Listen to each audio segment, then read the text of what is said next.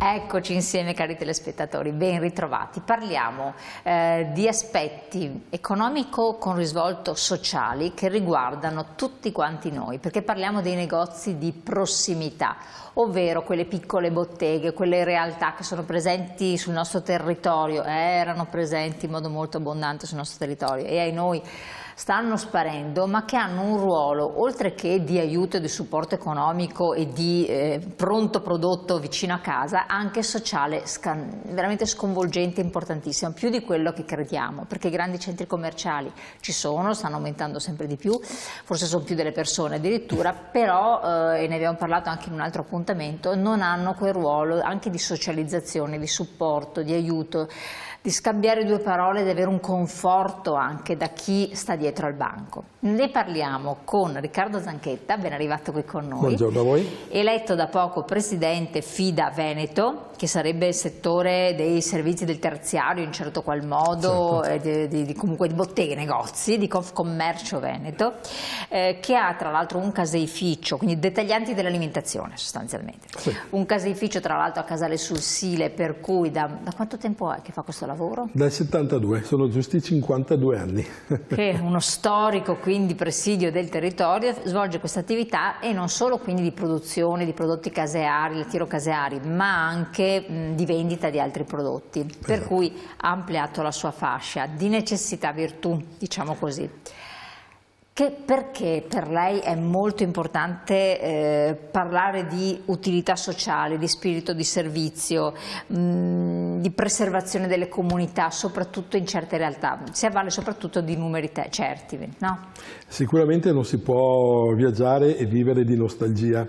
Tutti noi, chi ha qualche anno in più, si ricorda gli anni fino agli anni 80, i primi anni 90, qual era il tessuto sociale, quindi ogni paese, piccolo o grande, aveva decine di negozi, botteghe, se vogliamo dire il termine preciso, botteghe soprattutto alimentari, ma c'era anche la bottega del filo, quei bottoni, certo. Piuttosto che nel mio paesino c'erano 3 che vendevano scarpe ed era un paesino di 7.000 abitanti fino agli anni 90.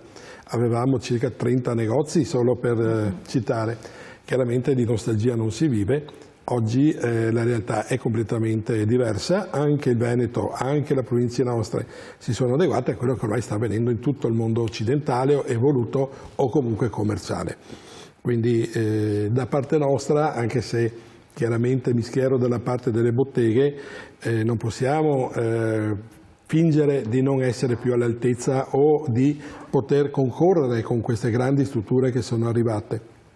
Chiaramente anche solo per uno sviluppo del commercio e del numero di referenze non sarebbe più possibile il Casoin di una volta. Il Casoin era quel vecchio negozio dove c'era di tutto, dal prosciutto al detersivo alla carta piuttosto che al baccalà. Chiaramente oggi solo per i numeri di referenze sarebbe impossibile e naturalmente il supermercato è la logica evoluzione. E da parte nostra, come negozianti, come piccole botteghe, non ci mettiamo assolutamente a voler essere concorrenziali o addirittura avere altre idee di commercio. Però abbiamo il nostro ruolo. Il nostro ruolo è soprattutto storico, ma ripeto, non si vive in nostalgia, ma storico sì. Storico vuol dire che noi conosciamo l'intimo di quello che è il cibo. Quando si parla di carne, un macellaio ti sa raccontare tutto, dai tagli al tipo di bestia, al tipo di... Quindi fare un'attività anche di consulenza, di supporto. Assolutamente, ma se parliamo di un pescivendolo, cosa ti può raccontare un pescivendolo? Una storia, può scrivere un libro, ogni pescivendolo che lavora nel suo banco, è così, un ortofrutta. Io ho un collega che è un bel negozietto, niente di straordinario, ma un bel negozietto tenuto benissimo, di una grande pulizia oltretutto, e quando gli chiedono una pera, questo gli dice: abbiamo 7 tipi di pera, quale desidera? Perché se hai tempo te le racconta, magari uno non vive anche se sa cosa sono i 7 tipi di pere che lui può offrire, però effettivamente è anche simpatico saperlo se uno ha voglia di capire la differenza tra una Abate e una Williams e così via.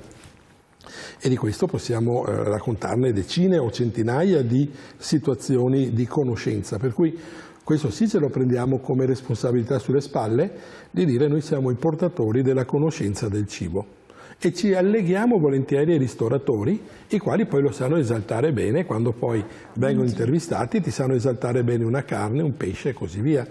Però chi è che conosce bene il proprio prodotto? Chi lo vende da sempre, da una vita, magari da più generazioni.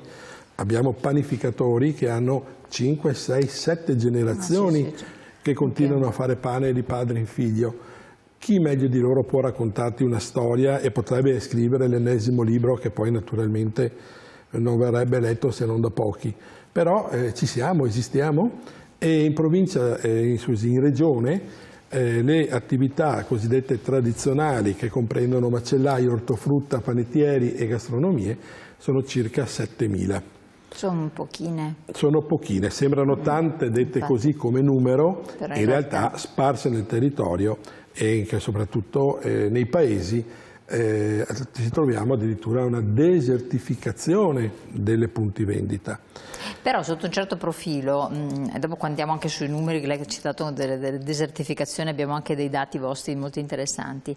Le persone cercano, quando magari possono permetterselo, questo è un altro capitolo, la carne di qualità, che possa essere buona, che l'animale sia nutrito in un certo modo. Se devo mangiare carne, che almeno sia buona. Pesce, magari, anche se lì andiamo ormai su prezzi che sembra assurdo perché in realtà siamo vicini al mare, quella è un'altra cosa. Abbiamo qua vicino Chioggia, che è il primo porto d'Italia, però vabbè, bene a farsene una ragione. Ancor più i prodotti lattiero-caseari sono prodotti delicati, per cui c'è questa ricerca dove nella GDO tu trovi grandi marchi, tutto sommato, a volte qualche cosa di nicchia, però sai che sono quelli, e non c'è il sapore del prodotto artigianale. Mentre voi avreste proprio la peculiarità di, a parte nel suo caso specifico fa la produzione, però proprio di proporre qualcosa di nicchia, quella piccola realtà produttiva, quel marchio che non è entrato, non ha sfondato nella GDO per varie ragioni. Ma che cos'è che non funziona? Ma non è questo proprio esattamente il focus. Perché tanti chiudono, per quello è il problema. Un piccolo produttore, proprio perché un piccolo produttore, non può avere la mira di servire la GDO, se non magari, che so, un supermercato della GDO, certo, non sicuramente una piattaforma che conta parecchie unità di vendita. Ma quello che tenterà di fare quel produttore, se è capace, se è bravo e tutto, è quello di crearsi la sua nicchia di mercato. Ed è quello che ha il macellaio nel suo quartiere, dove la gente sa che trova la sua carne buona, così il pescivendolo al banco del mercato, così i vari caseifici che troviamo nel territorio e così via. Ma provi a pensare il pane, che naturalmente lei può andarlo a prendere in 100 posti diversi nella grande distribuzione, ed è un pane abbastanza uniforme naturalmente, perché viene fatto da grandi strutture, ed è normale, è giusto che sia così, perché sono questioni di numeri. Ma l'unicum che le dà quel panificio che fa quel tipo di pane, e magari ha la fortuna che a 1 chilometro o 2 ce ne sia un altro, però fa un pane già diverso. E così l'altro ancora, perché ognuno poi è un unicum, nel senso che ha la sua ricetta per fare il pane, pur essendo una ricetta unica. Chi lo cucina di più, chi lo fa più croccante, chi riesce... Poi quanto è bello quando si entra in un panificio, ci sono, che so, le pizzette, i dolcetti particolari, qualcosa anche di semplice, le crostatine che fanno loro. Sono prodotti che chiaramente, se sono artigianali, li troverà solo lì, al massimo in qualcosa intorno lì, ma li finisce.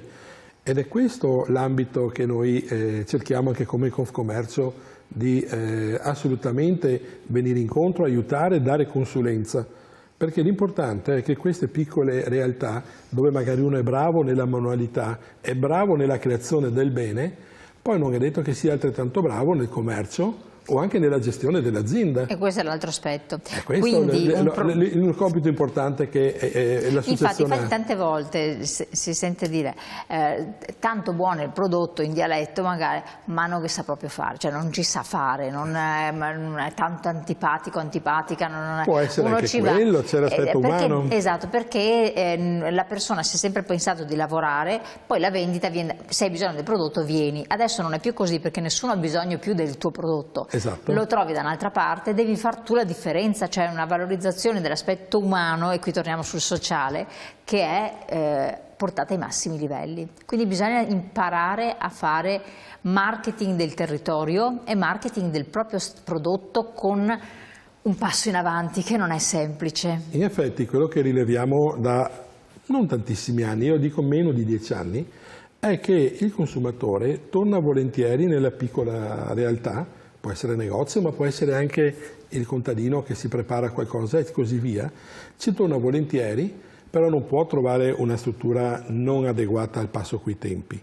L'aspetto igienico, per esempio, è fondamentale, l'aspetto propositivo del prodotto è altrettanto fondamentale, un corretto equilibrio dei prezzi è altrettanto fondamentale, quindi ci sono tanti piccoli ma necessari aspetti che fanno sì che quella piccola impresa possa anche reggere, perché quante volte vediamo qualcuno che prova, si impianta e magari semplicemente perché, come dice lei, è antipatico, non riesce a ingranare.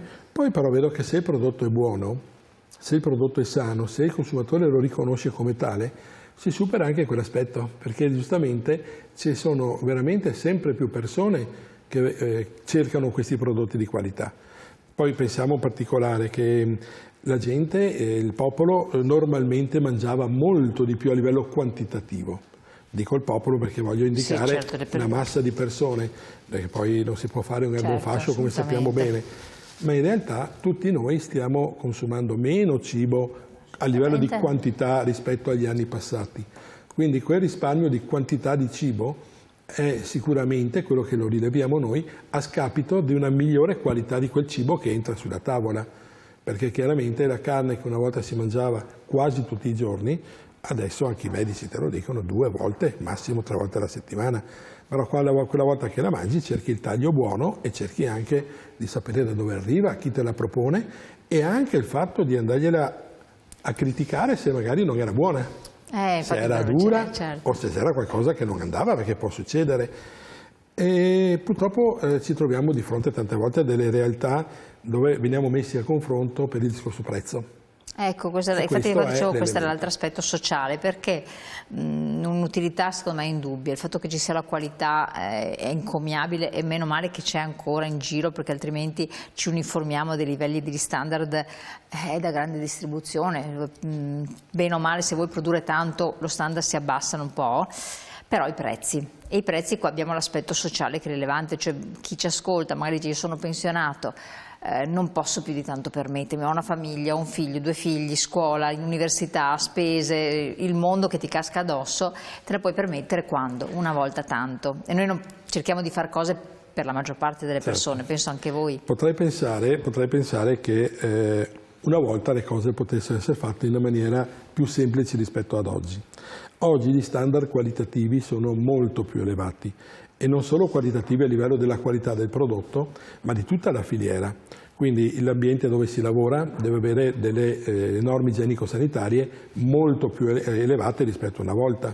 Se poi pensiamo a tutta la tracciabilità che ha dei costi, se poi pensiamo a tutta una serie di catene del freddo piuttosto che imballi, piuttosto che 1000 altre situazioni che sono tutte corrette e necessarie per una buona qualità del prodotto verso il consumatore, è chiaro che tutte queste incidenze di costi si elevano tantissimo, perché purtroppo nel piccolo questi costi vengono spalmati meno.